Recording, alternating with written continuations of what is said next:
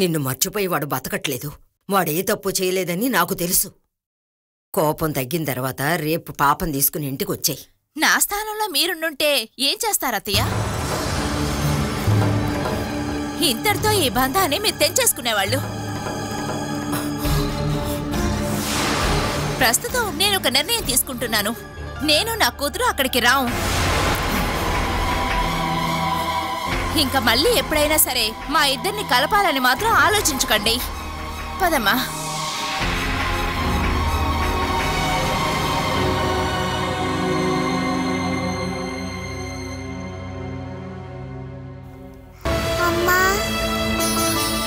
ఇక మనం మీ నాన్నతో వెళ్ళాం. నేను నీకున్నాను తల్లి.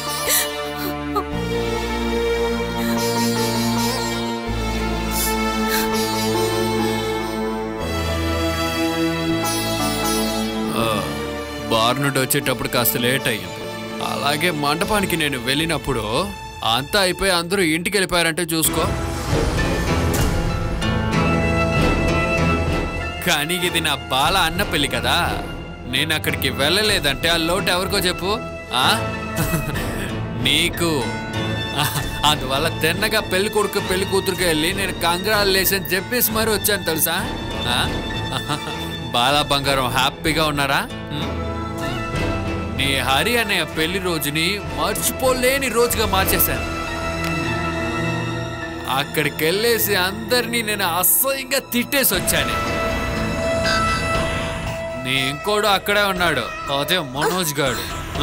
నిన్ను తీసుకెళ్లి రహస్యంగా దాచిపెట్టిందంతా వాడి భార్యకి, ఇంట్లో ఉన్న వాళ్ళు ఎవరికి తెలియదంట. కానీ నేను అందరికి చెప్పేశాను.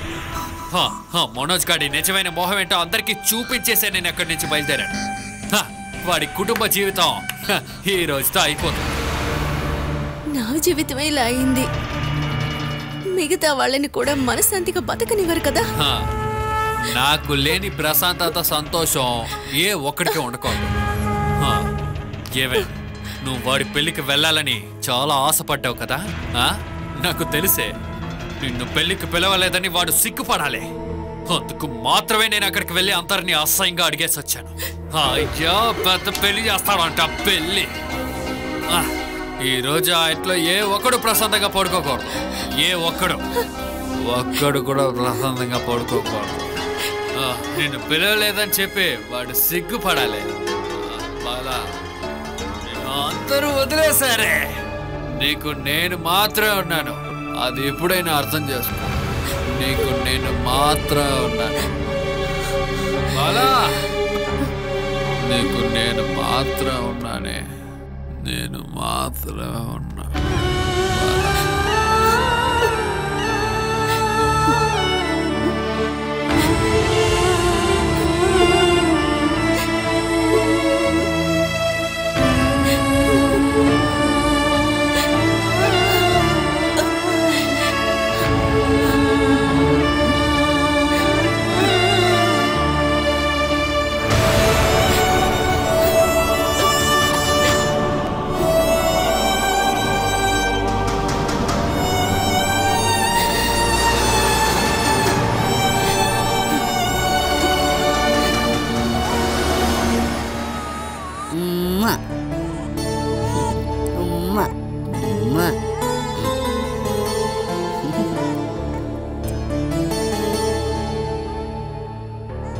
కన్నా చూడు, మీ నాన్న వచ్చారు.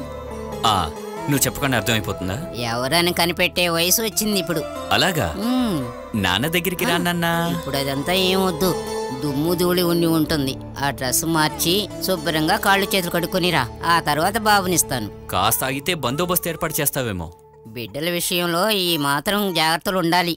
అదంతా పాటించకుండా దుమ్ము ధూళి ఉన్న చేతులతో బిడ్డను ఎత్తుకోకూడదు. వద్దమ్మా తల్లే. ప్రీతి ఎక్కడుంది? స్నానం చేయటానికి వెళ్ళింది. అమ్మాయినా స్నానం చేసిన తర్వాత ఎత్తుకోలేమో. పాలిచ్చే తల్లులు 2 పూట్ల స్నానం చేయటం అనేది చాలా మంచి విషయం. ఆహా, మీరెప్పుడొచ్చారండి? ఇప్పుడే వచ్చాను. వీడు అడవలేదు కదా అత్తయ్య? వాళ్ళ నాన్నతో పోల్చుకుంటే వీడు చాలా మంచివాడు. బంగారం. నేను వెళ్ళి టీ తీసుకొస్తాను. మీరు వచ్చినప్పుడు ఒక విశేషం చెప్దామని వెయిట్ చేశాను. అంత తొందరగా కొత్త విశేషమా? నేను నీ గది వైపు కూడా రాలేదు కదా. వెళ్ళండి. ఆగండి మేడం, విషయం ఏంటో చెప్పండి.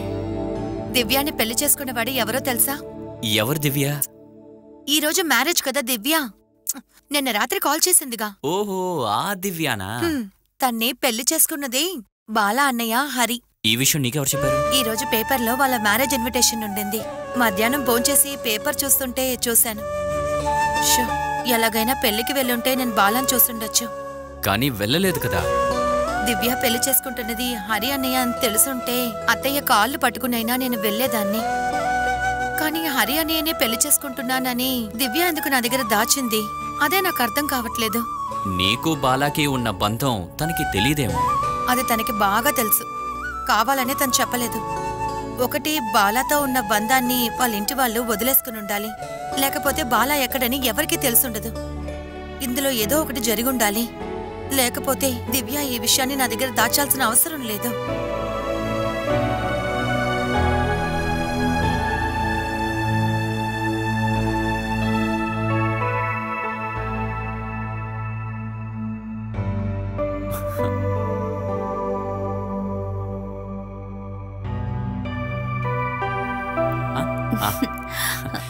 విషెస్ చెప్పిన ఫ్రెండ్స్కి రిప్లై చేశాను.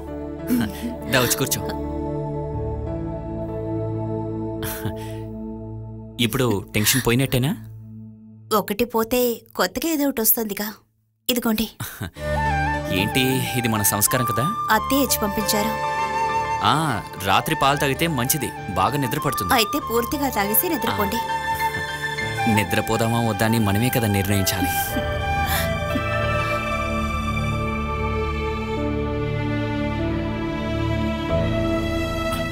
ఇదిగో, ఇది కూడా సంస్కారమే కదా. వేరే పెళ్లిలోనూ జరిగిన సంస్కారమే కదా ఇక్కడ జరిగింది. ముందు ఒక అల్లుడొచ్చి సమస్య చేసి వెళ్ళాడు. తర్వాత ఇంకొక అల్లుడు కోపగించుకొని వెళ్ళాడు. బావ గురించా? అదంతా నువ్వు పట్టించుకోకు. మనిద్దరికి పెళ్లి జరగడానికి కారణమే మనోజ్ అన్నయ్యే. మిమ్మల్ని జయోదిని చూడడానికి ముందే చిన్నప్పటి నుంచే మనోజ్ అన్నయ్య నాకు తెలుసు. ఎటువంటి సమస్య అయినా ఆయన తోడుగా ఉంటారు. ఇంత అభిమానం, బాధ్యత ఉన్న మనిషిని నా జీవితంలో నేనెప్పుడు చూడలేదు. మనోజ్ అనే లాంటి భర్త దొరకడం జయవదిన చేసే పుణ్యమని మా ఇంట్లో వాళ్ళందరూ అంటారు. సరే, ఇప్పుడు ఎవరు కాదన్నారు? జయవదినే అన్నయ్య దగ్గర కోప్పడే తను ఇప్పుడు ఇక్కడుంటోంది. అది మా అక్క అలవాటు. చిన్న గొడవ జరిగితే చాలు వెంటనే పరిగెత్తుకుంటే ఇక్కడికి వచ్చేస్తుంది. పోయినసారి నేను సెలవులకు వచ్చినప్పుడు మా బావతో గొడవ వేసుకుని ఆ గొడవని పెద్దగా చేసేసి ఇక్కడికి వచ్చేసింది. ఆ తర్వాత నేనే తీసుకెళ్ళాను. చిన్న విషయాలకి ఇలా కోప్పాడు వచ్చడానికి చిన్నపిల్ల కాదు కదా మీ జయక్క. ఒక చిన్నపిల్ల తల్లి. ఒక నిర్ణయం తీసుకునే ముందు ఇవన్నీ ఆలోచించాలిగా. ఈ కోపం 2 రోజుల్లో తగ్గిపోతుంది. నాకలా అనిపించట్లేదు. జయవదిన కోపంగానే ఉంది. నన్ను చంపినా నేను అక్కడికి వెళ్ళానని జయవదిన చెప్పడం నేను విన్నాను. అంతే కదా చెప్పింది. పోయినసారి నాతో ఏముందో తెలుసా? బావతో వెళ్ళమని చెప్పావనుకో చచ్చిపోతానంది. ఇదంతా మామూలే దివ్య. మొత్తానికి చెప్పాలంటే పెళ్లి చేసి ఇచ్చిన 2 తోబుట్టువుల వల్ల మీకు మనశ్శాంతే లేదంటారు, అంతేగా? వాళ్ళ జీవితాలు అలాగే సాగుతాయి. మనం మన జీవితాలని చూస్తే చాలు. చూడు, మహా అయితే 1 వారంలో నేను ఊరికి వెళ్ళిపోతాను. కాబట్టి టైం వేస్ట్ చేయొద్దు. ఎన్నో కలలు కన్నా ఫస్ట్ డే అని ఆ కలలన్నీ చెదిరిపోయాయి. పర్వాలేదు దివ్య, ఈ సమస్యలన్నీ తీరిపోతాయి.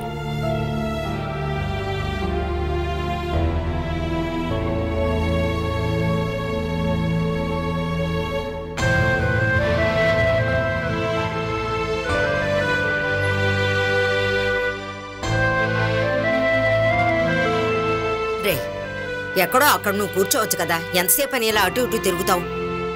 నేను పెళ్లికి రానని చెప్పినప్పుడు మీరే కదా నన్ను ఫోర్స్ చేసింది. ఇప్పుడు సంతోషమా మీకు? నువ్వు ఎత్తుకెళ్ళిపోయావని తనేమీ అనలేదు కదా.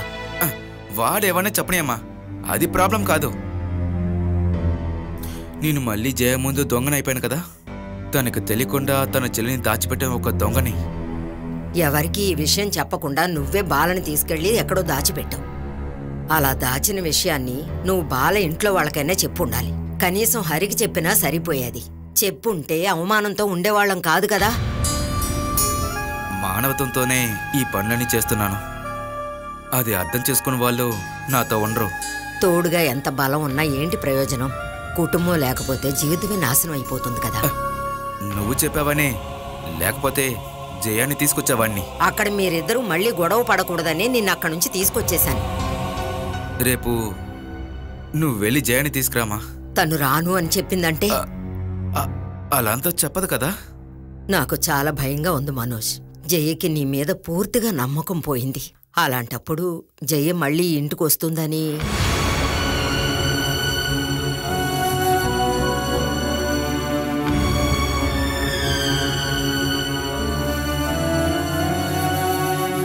నిన్ను బాధ పెట్టడానికి అలా చెప్పట్లేదు. ఆ సంభవం జరిగినప్పుడు నీకంటే జయకే అవమానం జరిగింది. అది తట్టుకోలేకపోయిందని నాకు అర్థమైంది మనోజ్. ఒకవేళ రాకపోతే తను తిరిగి ఇంటికి తీసుకురావడానికి ఎలాంటి కారణం నీ చేతిలో లేదు. తనకు నేను అర్థం కాను. ముందున్న కోపం ద్వేషం పోయిన తర్వాత ఖచ్చితంగా వస్తుంది కదా. అలా జరగాలని నేను వేడుకుంటున్నాను. జయ వస్తుంది. రాకపోతే నన్ను అర్థం చేసుకోపోని తన్ని నాకు వద్దని నేను డిసైడ్ అవుతాను.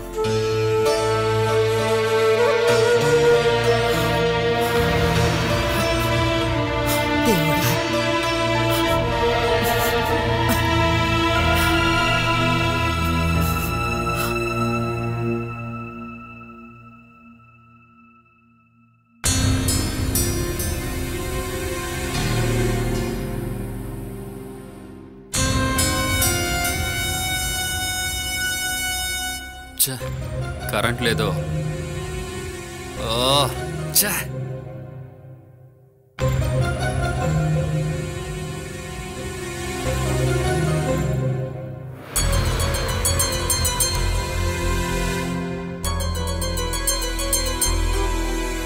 ఈరోజేంటి రూమ్ లాక్ చేయలేదా? ఈ రోజు నేను ఇక్కడే ఉంటాను. తలుపులు తెరుచుంటే నేను ఒకవేళ పారిపోతే? నువ్వు వెళ్ళు. నువ్వు ఎంత దూరం వెళ్ళినా నిన్ను తీసుకొచ్చేయచ్చన్న విషయం నాకు బాగా తెలిసే.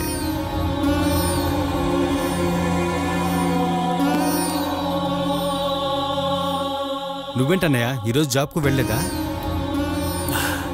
ఈ రోజు మాత్రం కాదు, ఇంకా 2-3 రోజులకే నేను ఉద్యోగానికి వెళ్ళను. జాబ్లో చేరి ఎన్ని రోజులన్నీ అయింది? స్టార్టింగ్లోనే ఇన్ని లీవులు తీసుకుంటే ఎలాగా? నా పని మీద బాధపడ్డానికి నువ్వు అసలు ఎవర్రా? బాలాబదిన పారిపోతుంది అనుకుని నువ్వు వెళ్లకుండా ఉన్నావంటే నువ్వేం దిగులు పడకు. ఇప్పుడు ఇక్కడ 4-5 ఉన్నాగా, మార్చి ఒక్కొక్కళ్ళని చూసుకుంటాం. రే, నా భార్య విషయాలంతా నేను చూసుకుంటా. మరి ఇంకేంటి సమస్య? నా సమస్యలు కాదు, ఇంకా తీర్చాల్సిందంతా నీ సమస్య. నాకేంటి సమస్య? నెల లోపల నీ పెళ్ళ ఆస్తిలో షేర్ తీసుకొస్తుందని చెప్పి నువ్వు చాలా గొప్పలు మాట్లాడావు కదరా. ఇప్పుడు తన షేర్ ఎక్కడా? నువ్వే కదా చెప్పావు, ఇప్పుడు ఎక్కడే? నువ్వెందుకురా వేణు వాళ్ళ మధ్య జోక్యం చేసుకుంటావు? నీ పెళ్ళం ఎక్కడెక్కడో తిరిగొచ్చింది, దాని విషయంలో నిర్ణయం తీసుకోవచ్చుగా. అది మా కుటుంబ విషయం, మా ఇద్దరి మధ్య ఉంటుంది. కానీ ఇది అలాంటిది కాదు. నా భార్య తీసుకొచ్చిన బంగారం మొత్తం ఈ ఇంటి ఖర్చుల కోసం నేను ఖర్చు పెట్టాను. అదే విధంగా ఈ ఇంటికి రావాల్సింది వీడి భార్య షేరు. అదే నేను ఎక్కడని అడుగుతున్నాను. ఈ ప్రశ్న నేను ఎన్ని రోజులుగా అడుగుతున్నాను, ఏ బదులు లేదు. నువ్వు కూడా వాళ్ళతో కలిసిపోయానే నాకు అనిపిస్తుందమ్మా. నేను ఇక్కడ మంచాన్ని పడిపోయినప్పుడు నన్ను ఇక్కడి నుండి బయట తరివేశారు.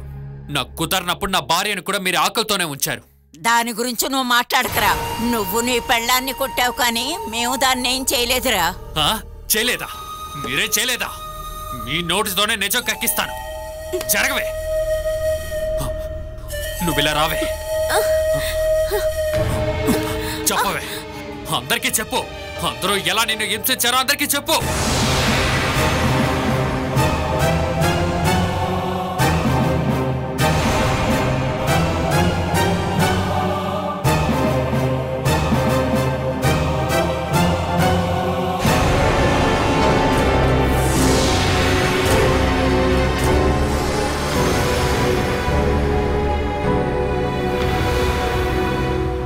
నువ్వు ఎవరు మొహం చూడొద్దు.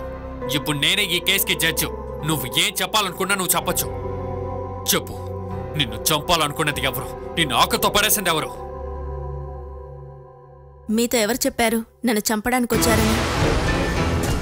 ఎవరు చెప్పారు నేను పస్తులున్నానని? భార్యని తనకంటే ఎక్కువగా ప్రేమించేవాడే నా భర్త. ఒక్క ఒక్క నిమిషం కూడా నన్ను వదిలి ఉండలేనివాడే నా భర్త.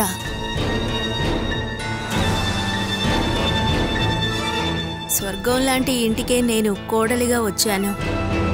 నన్ను కూతుర్లా చూసుకునే అత్తయ్య, ప్రేమగా పలకరించే మరుదులు. నాకిక్కడ ఏ లోటు లేదులేండి. ఈ లోకంలోనే అదృష్టవంతురాల్ని నేను. ఇంత సంతోషాన్ని అనుభవించే భాగ్యం ఎవరికి దొరుకుతుంది? అందరికీ ఒక మాట చెప్పాలనుకుంటున్నాను. మీ ప్రేమతో నన్నెవరూ ఇబ్బంది పెట్టకండి.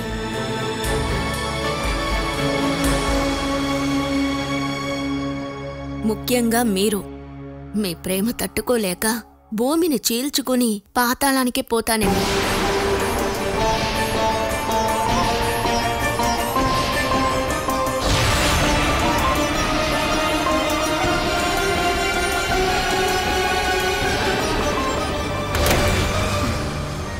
తనకి బాధ ఉంది.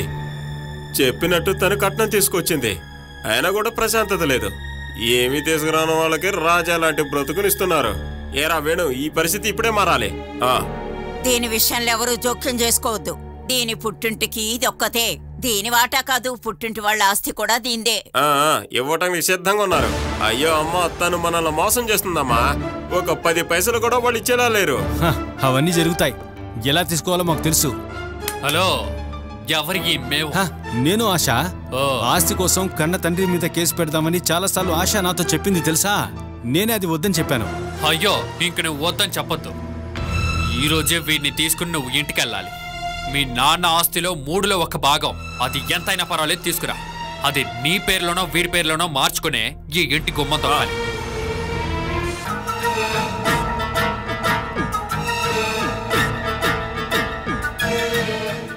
వేణు చెప్పింది విన్నారు కదా, ఇందులో ఇక అప్పీలే లేదు. వీళ్ళ షేర్ విషయంలో మాత్రం నిర్ణయం తీసుకుంటే సరిపోదు. ఈ కుటుంబ ఆస్తుల గురించి కూడా నిర్ణయం తీసుకోవాలి. ఈ కుటుంబానికి మొదటి వారసుడే నా భర్త. అందరూ ఉమ్మడి కుటుంబంలోనే ఉండిపోతే ఎవరు మారబోయేది లేదు. ఈ కుటుంబ ఆస్తులు మాకు భాగం కావాలి. దాదాపు 16 లక్షల ఇంటి మీద లోన్ ఉంది. ముందు నువ్వు వెళ్ళి దాన్ని కట్టు, ఆ తర్వాత వాటా అడుగు. అదేమి నా భర్త తీసుకున్న లోనేం కాదుగా. మీ చిన్న కొడుకు బిజినెస్ కోసం మీరు తీసుకున్న లోనే కదా. ఈ చోటు పార్టీషన్ చేసే మాటలంతా ఇక్కడ అక్కర్లేదు. ముందు వీడి భార్య ఇంటికెళ్ళి షేర్ తీసుకురాని.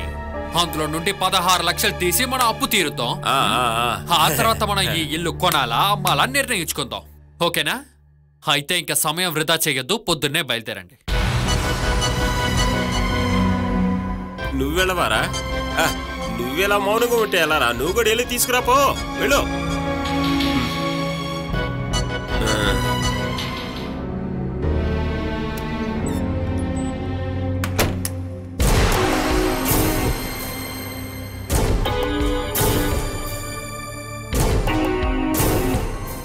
మీకు అసలు ఇంతగా కూడా ధైర్యం లేదా అండి? మీ ప్లేస్ లో మాత్రం నేను ఉన్నంటే అన్ని అని కూడా చూసేదాన్ని కాదు. నేను బాగా అడిగేదాన్ని.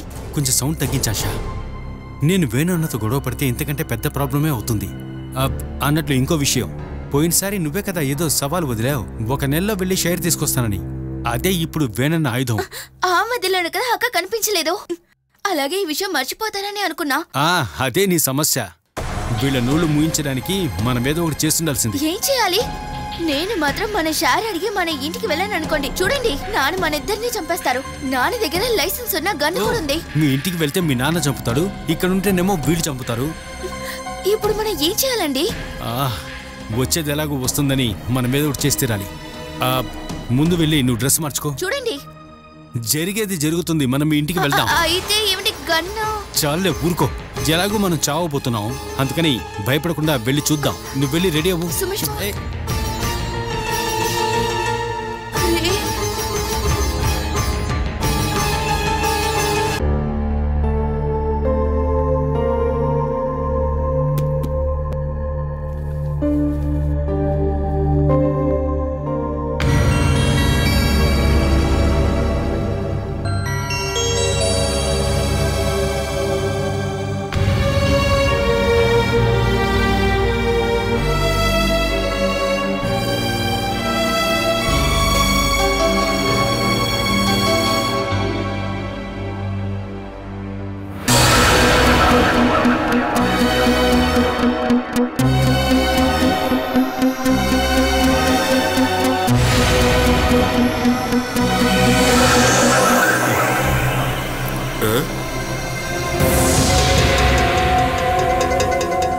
ఈడెక్కడేం చేస్తున్నాడు?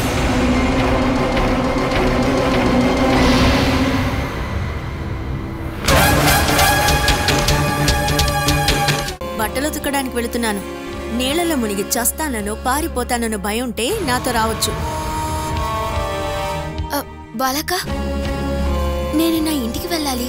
వెళ్ళొస్తానక్క. నువ్వు మీ ఇంటికి వెళ్ళి మళ్ళీ తిరిగి రాకు. ఇక్కడి నుంచి వెళ్ళడం అనేది ఆశ మాత్రమే. ఇక్కడికొచ్చిన వాళ్ళు మాత్రమే ఉన్నారు, తప్పించుకున్న వాళ్ళు లేరు. నేను నా షేర్ తీసుకుపోతున్నాను. ఎవరి కోసం? కొద్ది రోజుల క్రితం తెలిసిన ఈతని కోసం మిగతా వాళ్ళని ఇబ్బంది పెట్టి కొట్టేసిన డబ్బుని కూతురు కోసం ఇస్తారని అనుకుంటున్నావా ఆశ? వీళ్ళ నాన్న గురించి మీకు బాగా తెలుసుగా, అదే ఇప్పుడు నా భయం. ఆయన గురించి నాకు తెలుసు. అంతకంటే బాగా నీ స్వభావం తెలుసు.